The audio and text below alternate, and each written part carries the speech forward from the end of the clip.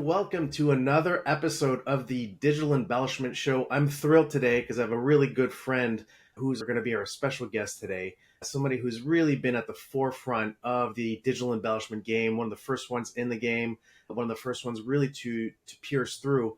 And it's my big pleasure to introduce Tony Rouse, president of Team Concept. Tony, how are you? Thanks, Cal. Yeah, doing great, man. Doing awesome.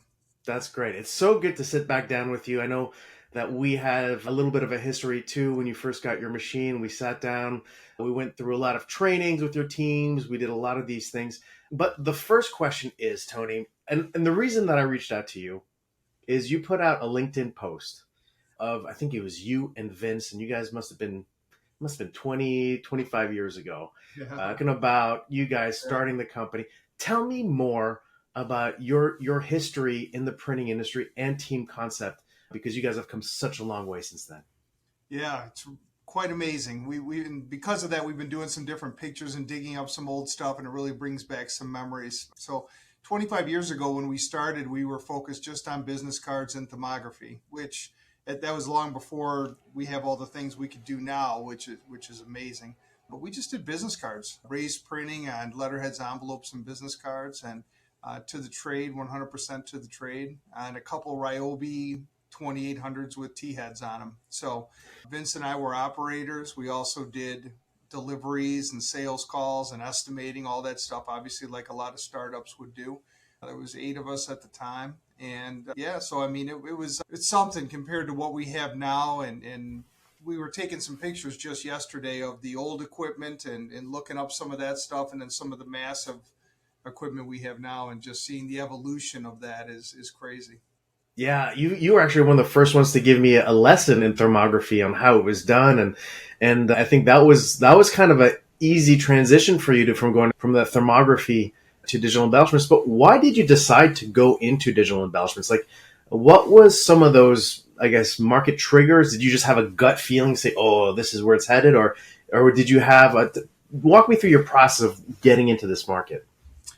So much of what we've done is we've made the decisions and grown. The company has been into what we could do to feed the bigger equipment.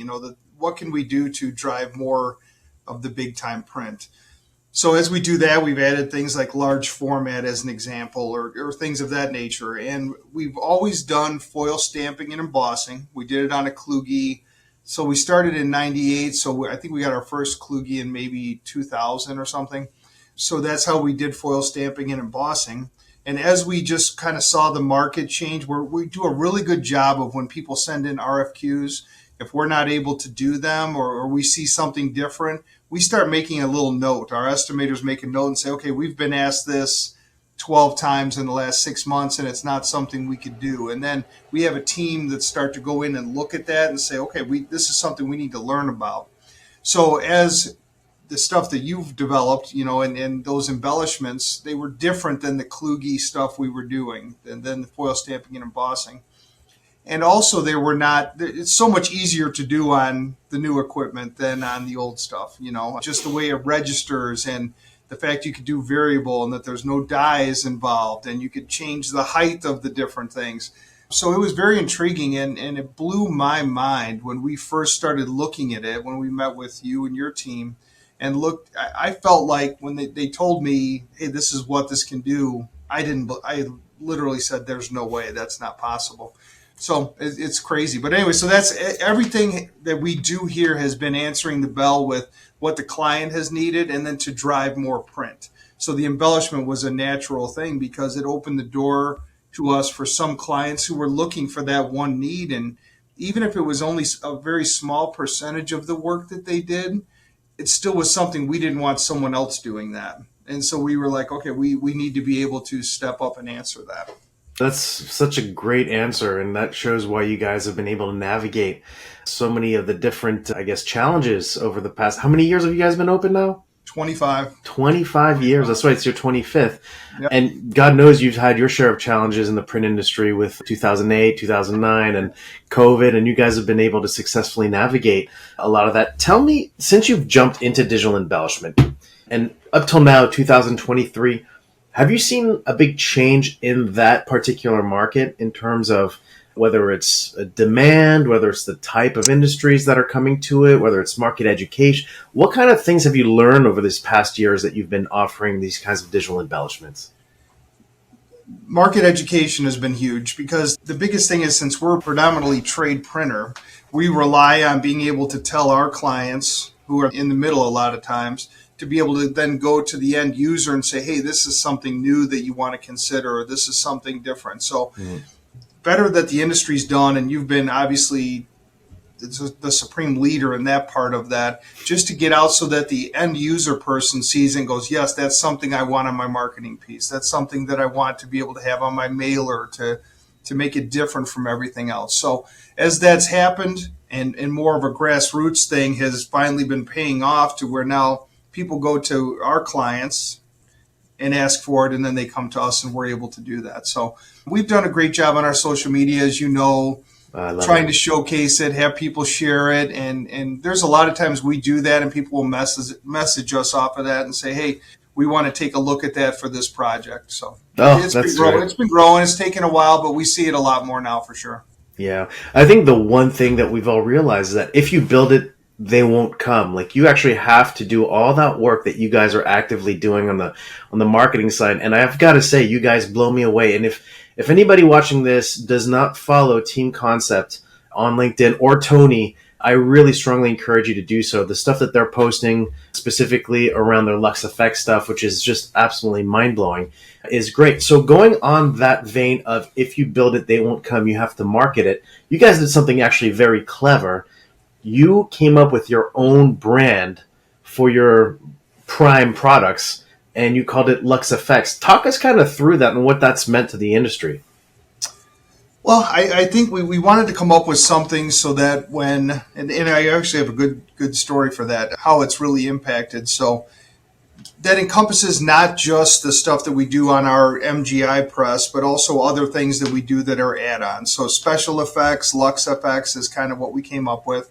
And just a way so that people can say, all right, we have normal print for most of our things, but on this, we want to add some of your Lux FX. What is it that you think would be good on this piece? So it was guidance. I believe we got, I think it was from you originally, but it could have been from someone on your team just saying, to make it so that you're different than everyone else, come up with some name for that. And so we came up with the Lux FX. And it encompasses, we use it even for thermography now, where that used to be our standard. The industry's changed a lot to where now it's something we add on to a piece to decorate it different, maybe glitter thermography, or we even put scented inks or different things like that. We include that under our Lux FX umbrella. Yeah, it's your sexy print division, right? It's anything that's doing really cool stuff on print, which I love that you guys are doing that. If let's say you had a time machine, go back right before you started Lux FX, and you could sit down with a younger Tony Rouse, what would be like the one piece of advice you'd give yourself going back into digital embellishments? Well, I definitely haven't always been good at this in my career, but as I've gotten older, and in that time was definitely in that range where I was already mature enough to understand I don't know anything. I need to lean on those that do. So I really try to talk to those people who have been through it, call and lean on others. And I feel like I've been someone in this part of the industry where other people have called me and asked me questions. And so, I think the more you can get from others around you and kind of be a sponge and learn from them. Even when I go to other printing plants, every opportunity I get, and no matter what, even though I think we have a super cool plant here, when I go in another plant, I always take something and I go back and I'm like, guys, I saw this. This is a cool way that they're getting this done. So I would say just whatever you can do to lean on others that have the knowledge, who have been through there and kind of fought the battles. And I'm sure other people who are doing the exact same thing we do, we talk and we do something a little different and they make the adjustments on it. So I think that's the most important thing, going back to that point, is leaning on others around you. I think that's great. And somehow, somewhere, I think it's central to the core values of what Team Concept is. I mean, you called it team. The word team is in your company name. And the one thing that I've always noticed about whether it's your communications or your people when I visited you, or how you vehiculate what you do and how you do it, it's always around working together and understanding that the unit is stronger than the individual. And I've always liked that about you. Yeah, thank you. When we came up with the company name, it was the old place that I worked at. There was so many people that would walk past each other in the hall and not look at each other and not talk to each other. And it's always, hey, that's for them to deal with, or the people in front of you to deal with. And we're a real knuckle bump type of place, and culture is our biggest thing. Anytime I do any sales thing, I'm like, well, what, everyone can have fancy equipment and do all those things, but when you work together and you're rowing the boat in the same direction, I mean, you could be absolutely unstoppable. And one of the things I'm most proud of now of Team Concept is I think we're running at our best, and I have the smallest part to do with this company that I ever have. My role is just more a leadership role and one of, shaking hands and kissing babies, as they say, just kind of going out and talking to everybody and being a part of the daily thing. I'm here every day. I love my job. I love the people I work with. And I think that all comes across to the very end user when they're getting the piece, that someone cared when they put that in the box and they shipped it, That's great. And I think that's the ultimate sign of success, right? If you've gotten to a point where your role is now minimum, because not only have you put the right people in place, but you've put the right processes in place, so everything is kind of running like a well-oiled machine, you have done your job at the highest level. And I think that should be a success. And it is a success. So last question, Tony, before we go. Well, second to last question. First of all, if you had to pick between doing only dimensional varnish, only spot varnish, or only foil with your machine for the rest of Team Concept's life, which one would you pick and why? The dimensional varnish. I think that while I love the foil aspect of it and we use it all the time, I think the things you could do with the dimensional varnish to really make a piece sparkle and do, there's no other way to do that. Right. With foil, we have different applications that we could do and still be able to have a really nice foil product, but there's nothing like the dimensional varnish to be able to really make something stand out. And there's nothing like it. So that's what I like the most, hands down. And it's what I see when I see successful pieces go out the door. That's where I look at it and I'm like, okay, yeah, that we did our job on that thing. That's going to make someone's going to look at that and go, okay, how did they get that done? So that's funny, because it's funny. Everybody asks this question too, is really 50-50. It's 100% 50-50. We're right down the middle. And I'm like you. I've always liked the dimensional varnish because it enhances what's underneath of it in a certain way. But that's a great answer. If I didn't have any other way to do foil, that might change I might have a different thought. But when you have different avenues to be able to get something done, I just think it's one of a kind on the dimensional varnish, and so that's what I would choose. So I have my shelf of my Hall of Fame samples, and I have a ton of the stuff that you guys have done on my Hall of Fame samples. That's cool. And this is one of my favorites. I don't know. Do you remember this piece that you did? I do. It was a phenomenal piece. So I'm going to show everybody. It's a John Deere piece. You open it up. So you have obviously dimensional varnish there. And the way that you guys design between the actual piece itself and the texture of what's being harvested, I just thought this was an absolutely beautiful piece.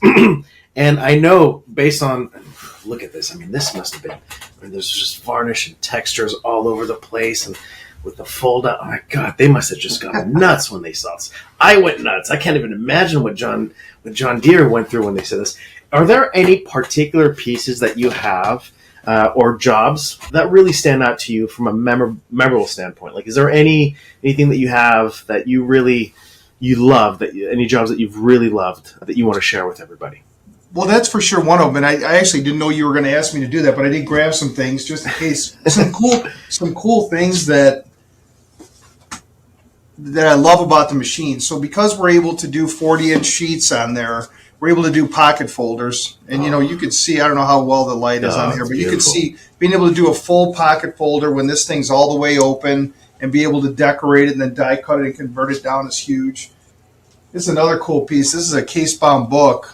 And you can see, I don't know how well this comes across on this, but this whole book has these digital embellishments on the leaves and on the logos here. Yeah. So this sheet is done, a full press sheet done, decorated, and then mounted for this case bound book. Wow. So as you see people doing those kind of things more and more, it just gets super exciting. The foil, just as these bigger brands, you got the Blackhawks, the Jets, as you get these bigger brands doing this, then it's going to have more of a trickle down, because then the people who are doing this or getting this ticket at the Red Wings ticket, they're going to be able to take this and they're going to be like, I want this, or go show it to somebody else, Kev, one of the things earlier when you were mentioning on the Lux FX, because this piece actually was not decorated on there, this just has conventional foil, really cool certificates that are on their conventional foil emboss. But I mentioned when you asked about that earlier that there was a cool story with that. So we came up with that name, and then we were marketing the name, and I thought, okay, how's that going to get received? About 9 months or 12 months later, one of our really big brands that we work with, when they spec'd out the pricing to come in, they said with Lux FX, yes. And on their purchase orders, they put the Lux FX. And I'm like, okay, now I get how this is going to make an impact, because when someone else gets something to bid on, and they're like, we want Lux FX foil, they're like, what in the heck is Lux FX? And so then they Google it and look it up. So I just thought that was really cool, because to think some huge brand like that, who doesn't know who I am or doesn't know who Team Concept is specking on their Lux FX, because somehow that trickled to them. I think that's super cool. God, that makes me so happy to hear that. That really shows that you guys, and it shows that by doing what you did with Lux FX, you've been able to lock in all of the bonus coming from that marketing has to go to you, because if it's spec'd out as Lux FX, it can only go to somebody who has the Lux FX trademark. They're only the Lux FX. So that is fantastic news that you're doing that, and I love to hear those kinds of stories.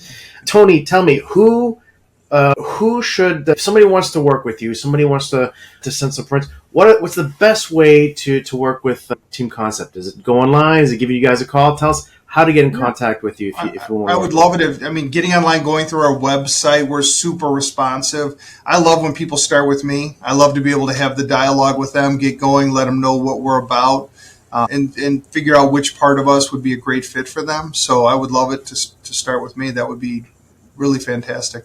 Okay, well, we'll make sure to put the link in the description below for Team Concept.